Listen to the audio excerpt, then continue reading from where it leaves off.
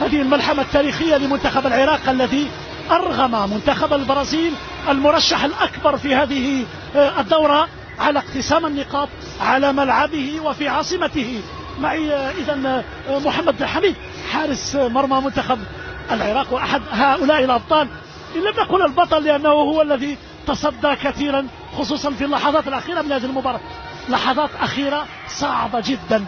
في البداية بسم الله الرحمن الرحيم، مرحبا بقناتكم بي ان سبورت.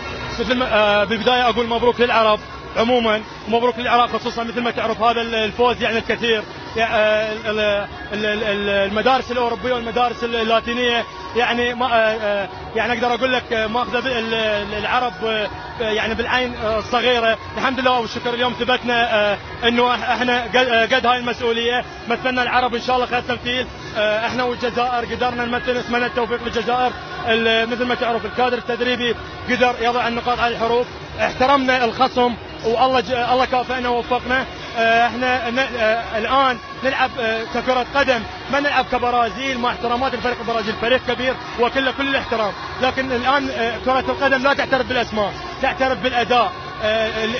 اللي يعطيها تعطيه.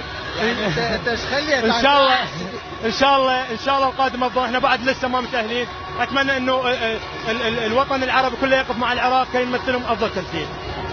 اسماعيل درغام، انت كنا تقابلنا بعد المباراة الأولى ضد الدنمارك والتعادل الذي يمكن أن نقول بأن يومها الدنمارك فرضه عليكم لأنكم كنتم أحق بالفوز بتلك المباراة.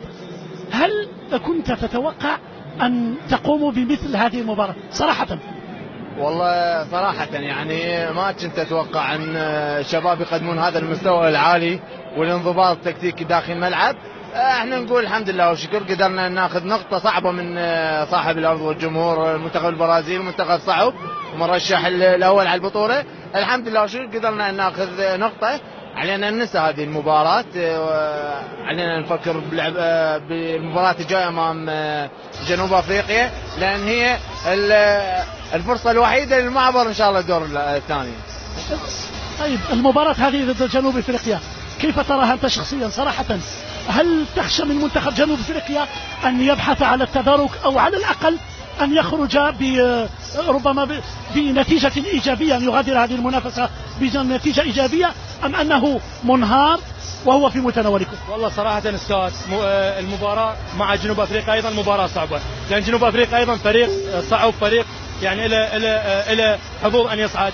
احنا إلى الآن وضعنا الجيد، نحتاج فوز امام جنوب افريقيا كي نعبر الى الدور الثاني. ان شاء الله لدينا يومين نقدر نجمع الاوراق، الكادر التدريبي مع اللاعبين مع الناس المعنيين، وان شاء الله يا ربي بعد توفيق رب العالمين نقدر نجتاز جنوب افريقيا.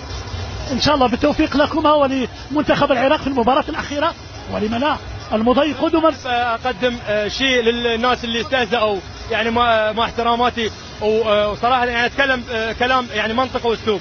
بعض الاعلاميين وبعض الناس اعطوا البرازيل يعني هاله اعلاميه كبيره، يعني نسوا انه المنتخب العراقي يمثل العرب، واللي اعطوا المنتخب البرازيلي هم العرب نفسهم.